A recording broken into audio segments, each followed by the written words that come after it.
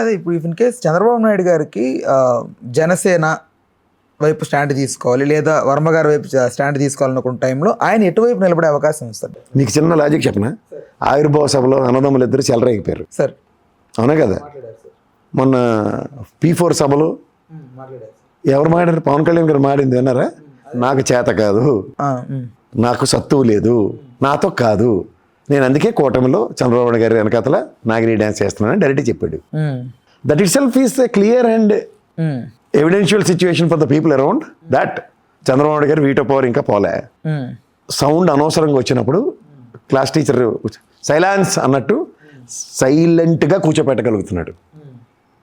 ఇక్కడ ఎవరికి అన్నది ఆలోచించగలిగితే కూటమి అవసరం పవన్ కళ్యాణ్ గారికి ఉంది అని కొట్టొచ్చినట్టు కనబడుతుంది. ఎందుకంటే ఆయన ప్రవచనాల్లో 15 ఏళ్ళు మీరే ముఖ్యమంత్రి, మీ వెనకాతలే మేము, ఇవన్నీ గత మాటలకి కాంట్రడిక్షన్. ఎందుకు అంటే ఈరోజు పవన్ కళ్యాణ్ గారికి జరుగుబాటు జరుగుతుంది అనగానే దీనికి వెనకాతలో ఉన్న నెరేటివ్ ఏంటంటే 2014లో పార్టీ ఆవిర్భవించిన దగ్గర నుంచి under the direction of Chandrababu Naidu గారు నడుచుకుంటున్నాడు ఆయన.